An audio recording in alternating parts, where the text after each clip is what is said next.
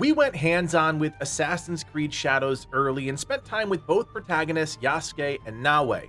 Not only did we test out a ton of their weapons and abilities, but we also took a look at their mastery trees. My name is Kodiak, this is Legacy Gaming, and today we're sharing almost everything you need to know about combat in Assassin's Creed Shadows. If you haven't checked out our full preview of Assassin's Creed Shadows, I recommend you do that first because it sets up this video nicely. We spent 4 hours with a vertical slice of the game at a special Ubisoft remote preview event and had the chance to capture footage during most of that session. Being the gameplay-focused team that we are, we spent time diving into the various menus and systems, and while there certainly wasn't enough time to showcase every single thing in the game, we did look at the full mastery tree for both characters and even got a look at a number of legendary weapons. Yasuke and Naoe are both designed differently.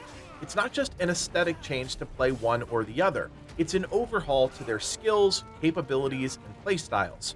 As a samurai, Yasuke is designed to fight and thus has more health, can withstand more attacks, and deals insane damage.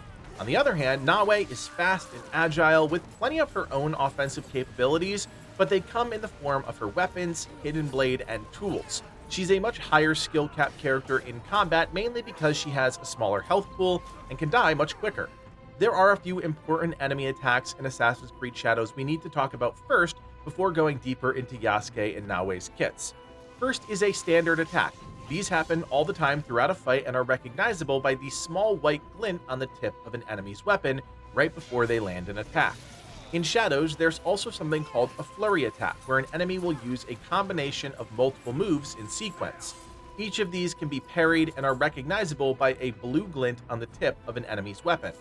Finally, there are the classic unparryable attacks, which are recognizable by a red glint on the tip of an enemy's weapon right before the attack. With each attack, there's a counter, either a parry or a dodge, and if you do that perfectly during the optimal window, the enemy will become exposed glowing gold. Instead of instantly assassinating them, a system you might expect from any Assassin's Creed game, Shadows introduces a different system. Once an enemy is exposed, you can charge up a light or heavy attack called a posture attack and unleash it, dealing more damage than a traditional attack. Posture attacks are also great at breaking through enemies that are guarding, and I said this in the preview, combat in Shadows feels more intentional and grounded. On the defensive side of things, both Yasuke and Naoe can parry attacks, but the result is slightly different depending on who you're playing. If you're playing Yasuke and you parry, the enemy is pushed backwards, the direction they came. If you're playing Naoe, the attack is deflected and you move to the side of the enemy.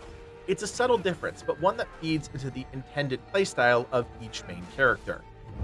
So we have the foundation of combat, but if you've played any of the modern Assassin's Creed games, you'll know that the weapons and the abilities play just as big, if not bigger, a role in the action.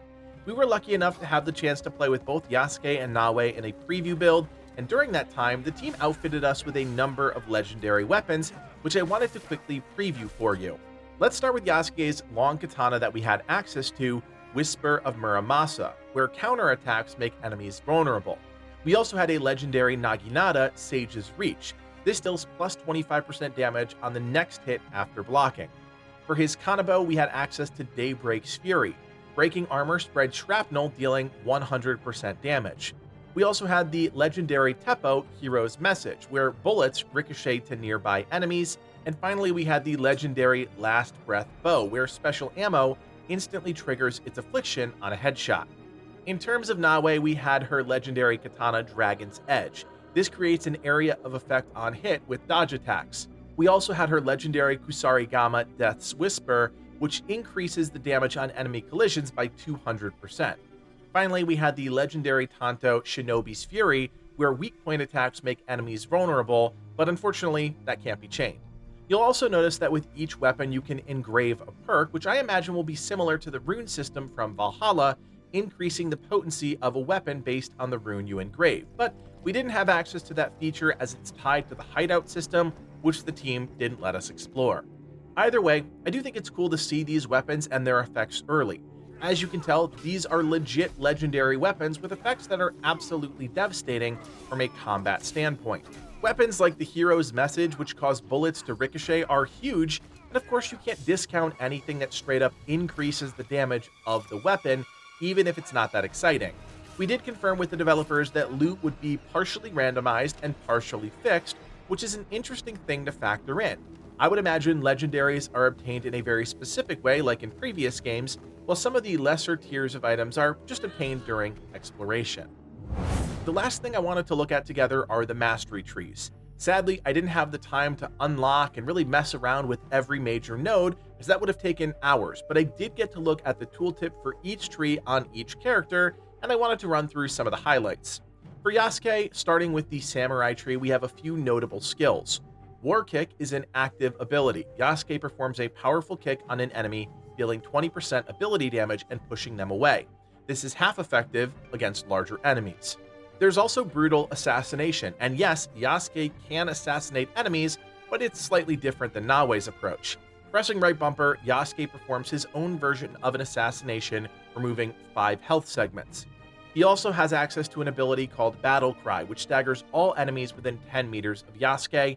And finally, Samurai Stand. Yasuke enters a frenzy state for 10 seconds, turning all attacks into posture attacks. Yasuke also has mastery trees for each of his 5 weapon types. For the long katana, a few notable skills are Power Dash. Yasuke dashes to a single enemy dealing 50% ability damage, then moves behind them to make them vulnerable. Riposte allows him to perform a riposte by releasing left bumper right after blocking a hit. There's also Payback, a powerful 3-combination strike, with each attack dealing 35% ability damage and restoring 10% health. Finally, there's Samurai Showdown. Yasuke taunts up to 3 different enemies and attacks them, dealing 15% ability damage to each. For the Naginata, a few notable skills are Onslaught. Yasuke unleashes a flurry of 8 strikes on a single enemy, dealing 15% ability damage to each, and half of that to bigger targets. Crescent Strike. Yasuke jumps to an enemy, swinging the weapon in a larger arc, dealing 25% ability damage and pushing enemies back. And finally, Impale, which deals 15% ability damage to an enemy. You can also move with them for 13 meters, and after the ability, they become vulnerable. For the Kanabo weapon, a few notable skills are Devastation, which gives you an extra attack at the end of a combo if you switch the attack type. With Slugging Rampage, Yasuke spins around, striking enemies for 20% ability damage, sending enemies hit flying backwards. There's also Spine Breaker. Yasuke grabs an enemy, dealing 50% ability damage and knocking out regular enemies, while being half as effective against larger enemies. Finally, Crushing Shockwave, a downward strike that deals 90% ability damage, disables the targets and staggers all enemies in a 3-meter radius. For the Teppo, a few notable skills are Explosive Surprise. Yasuke throws a gunpowder pouch and automatically shoots it, creating an explosion that deals 35% ability damage. With Armor Buster, Yasuke reloads the Teppo and follows up with a shot that deals 100% ability damage and breaks the target's armor.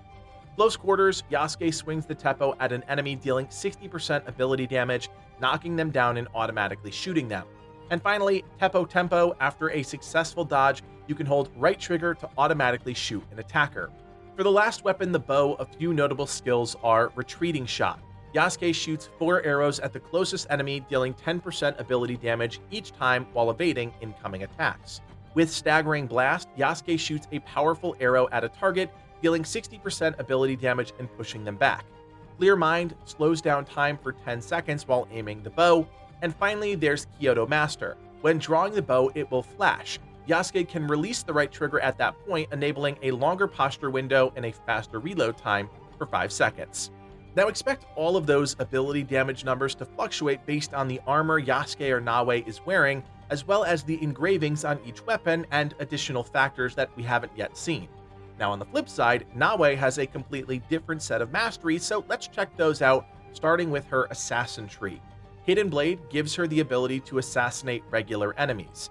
Eagle Vision highlights enemies around her.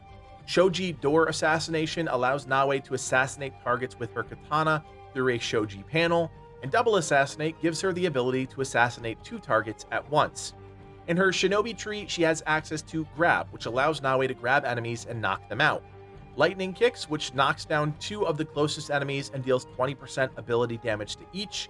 Grappling Hook, which is an essential tool that allows you to climb up buildings quickly or swing from certain obstacles. And finally, Heightened Senses. While undetected, time slows down around you for 8 seconds. Then there's her Tools tree. This gives you access to things like Naoe's Shinobi Bell, which can be used to distract enemies. Also, smoke bombs, which can be used to break all lines of sight. Tools is also how you unlock kunai, which are throwing knives that deal 400% damage, with headshots removing 3 health segments. Finally, there are shuriken, which deal 100% damage, stagger enemies, and can be used on the environment. For her weapons, let's start with the katana, and a few notable skills are dodge attack, which gives Naoe a counter attack following a successful dodge. Guard breaker, Naoe unleashes 9 strikes on a single enemy, each dealing 10% ability damage and breaking armor. Tidal wave, an extremely fast attack that deals 25% ability damage and makes the enemy vulnerable. And finally, eviscerate, striking an enemy, dealing 75% ability damage and pushing them away. For the Kusarigama, a few notable skills are Feral Outburst.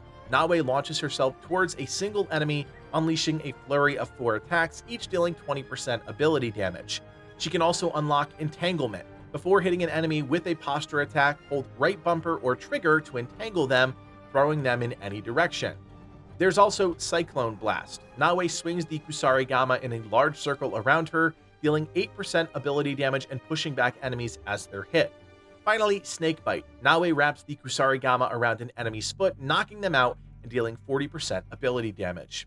For the Tanto, a few notable skills are Shadow Piercer. Naoe throws the Tanto and then dashes forward, stabbing the target, dealing 40% ability damage and making them vulnerable. Leap Strike is when Naoe jumps forward towards an intended target, striking them. Hidden Hand allows Naoe to sheath her Tanto and pull out her Hidden Blade, performing that classic assassination on a single target. And finally, Shadow Barrage. Naoe automatically evades hits for up to 20 seconds or 7 hits.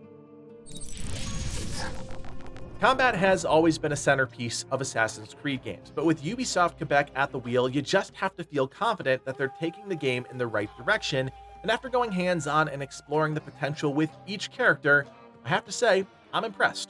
Guys, we have been playing and covering Assassin's Creed for years now, so you better believe we'll be diving into Shadows on day 1, so be sure to drop us a like and consider subscribing so you never miss a new video. My name is Kodiak, and from everyone here at Legacy Gaming, thanks for watching, and play on.